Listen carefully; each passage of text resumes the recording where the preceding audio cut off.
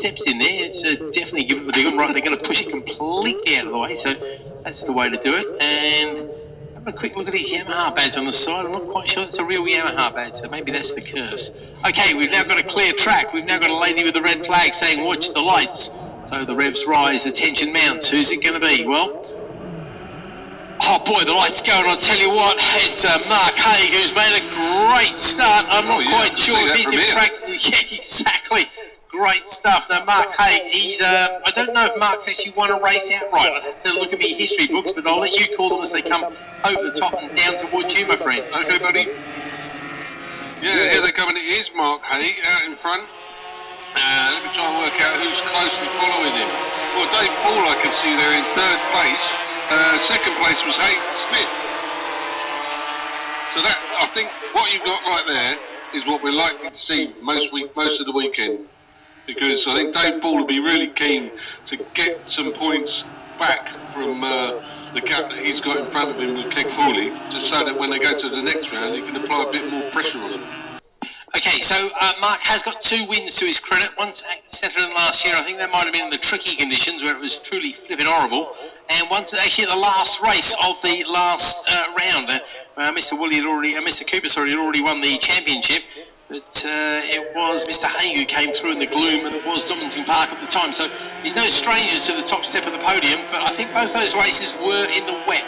So let's have a look and see what he can do in the dry here today. Certainly Mr. Smith is going to give him a hard time, isn't he? A couple of midfield overtakes in the chicane after Mansfield there, Keith. It looks like the 1, 2, 3 is as we said, but Squelch is not giving up. Paul Welch is closing down on the way into Mansfield.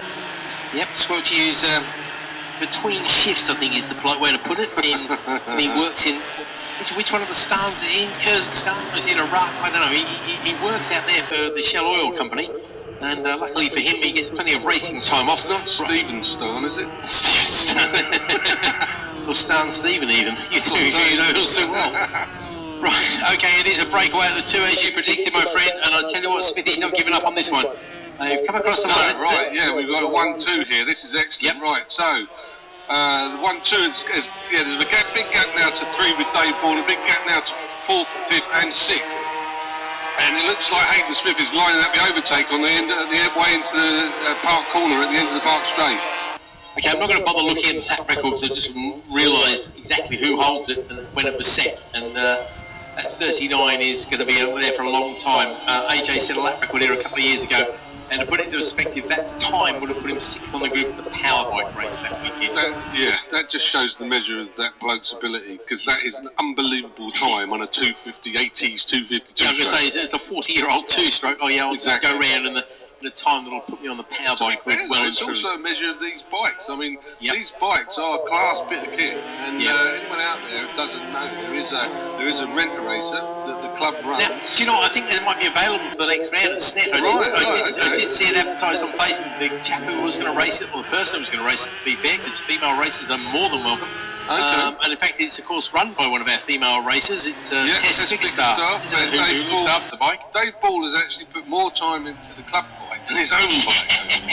And you can really tell, because the club bike is absolutely so beautifully put together. Yeah, it really is. We've got Robert Whittaker out on that this weekend, so everybody who wants to keep an eye on the club bike, look out for number 100, and you can keep an eye on how you might be doing if you got your leg over it. Absolutely, indeed, you can have a go. So I don't know if that Saturday slot is still available. I'll try and find out at lunchtime actually, because the man who deals with the entries is helping to run the meeting here this weekend. Hopefully our phones will blow up and we won't have to go anywhere and ask anybody.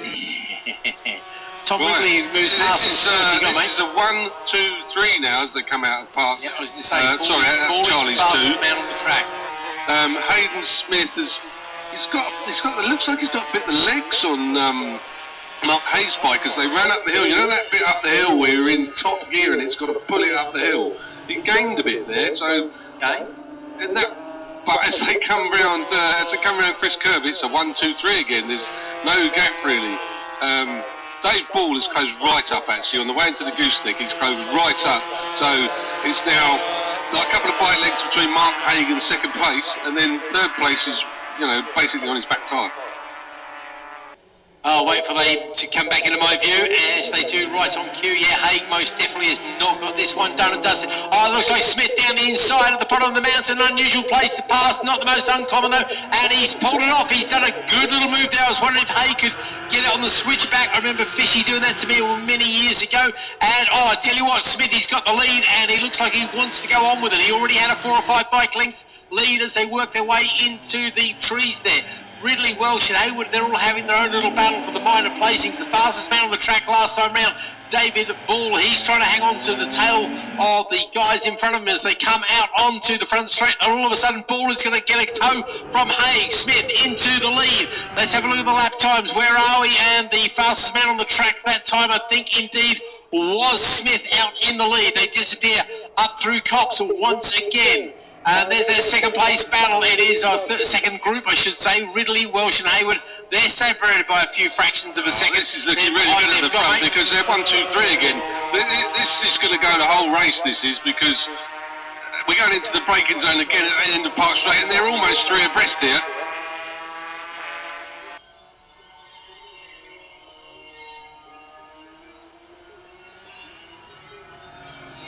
Just waiting for them to come back into view. And here they come on the run round Chris Curve and on the way into the gooseneck, and it's side by side for second and third. Dave Ball and Hayden Smith. Yeah, and I think looks like Dave Ball made that stick, so Dave Ball has taken second place, but Hayden Smith's going back underneath him on the run down into Mansfield.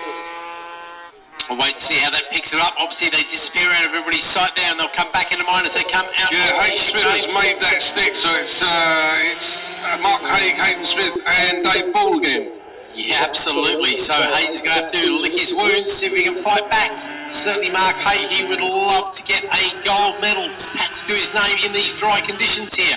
Over the top they go. They're going to come across the line. It'll be 2/3 race distance. We've got a fastest second time there for Mark Haig. He has gone sub 1 minute, the only person to go sub 1 minute, 59.978. So I'm expecting the fastest lap of the race from him this time round, because the timing beam for the first half is just before the chicane there.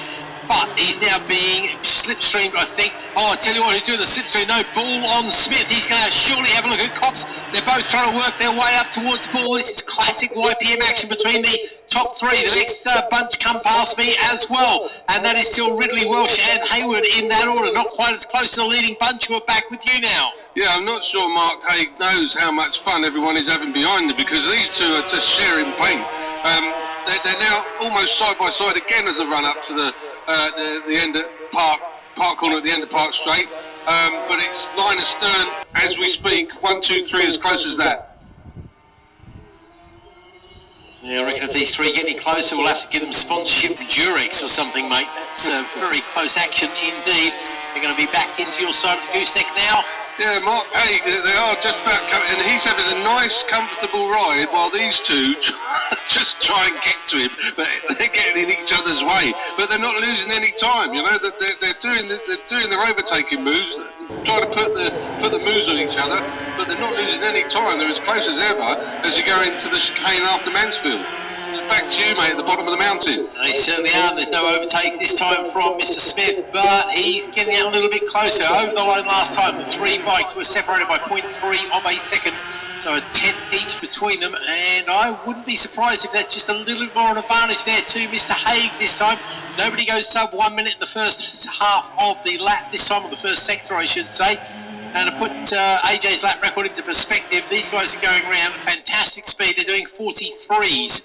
Which, compared to the lap record, is not particularly brilliant, but I tell you what, you try and get one of these and go much quicker than that today, as Haig comes across the line now with a very healthy lap. Last time across the line, it's 1/4 of a second. It's now out to 1/2 a second, but behind him is literally a 1/10 of a second separating Smith and Ball. And I think Ball was having a good look at the bottom of the mountain there, or wait to see if it goes. He's not made it stick as they come back into sight on the way out of Charlie's turn.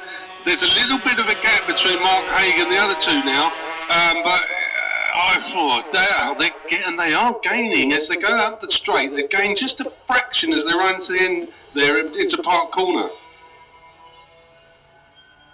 A little bit further back, and have a quick look at the clubmans there. It's Paul Neild who leads the way from Abby Marshall, who's second of the Clubmans there. Whitaker is third of the Clubmans at the moment. Then Coleman turning a little bit further back and forth, but probably too far back to challenge, unfortunately, for him. Behind the Ridley, Welsh and Hayward battle, we've got Sheriff Lee and then Neil Cooper, Toland and Marshall Abbey in your top 12. So waiting for the leaders to come back into our sight once again. There they go, tripping the timing beam. They're going quicker, mate. Quickest on the track, though, is Smith in the first half there. Looks like Hager's kicked off his high heels, lifted his skirt a little bit. With you, Jack, but it looks like it might be a little bit too late now. Yeah, well, they're going to have to do something very quickly because the last lap flag has already gone out to these guys. Didn't notice that, the excitement, and they obviously it's the hurry-up flag. That's exactly why Smith has went that a little bit quicker, but unfortunately for him, the man in front has also gone PB in that particular sector. I think he's running out of time to do anything unless he can pull some sort of magic line coming off of Barn Corner here. We wait to see as he'll probably pick him up first. Oh yeah, it's going to be pretty much nose to tail stuff. Smithy's going to try and pick up the toe. Well, it may be another lap would have done something, but unfortunately it's not to be as Haig takes his first ever outright or dry weather win. Fastest man on the circuit there was indeed Hayden Smith, who pulls a 42.7 out of that. Brilliant stuff from him. That'll give him pole position next time. So he'll be well pleased with that. So he's having a good day at the races with the first and second in his various classes there. Haig, Smith, Ball, Ridley, Hayward and Welsh is your order across the line there. Then Sheriff Lee. Paul Neal does indeed take the win in the Clubman section of this particular class. He's ahead of Darren Cooper, who made this particular race all good. Paul Tolan is rewarded for his hard work. He comes across the line in 10th. Then Abby Marshall, second of the Clubmans on her machine, ahead of Whitaker. And then it should be Turner, Pearson and Stubberfield who will be joining us once again. Okay, time's at 12:49. I'm having a quick look down at the track because this is always a clue for me because I never hear what's going on because I'm too busy talking and not doing enough listening, so I'm never quite sure when we're going to take a break. And I can see our start line's crew not scurrying away anywhere, so I think we're going to get the 600 race underway. I can see the unfortunate machine there of number 67, Mark Bailey, being inspected by various types down there going, ooh, that's broken, that is.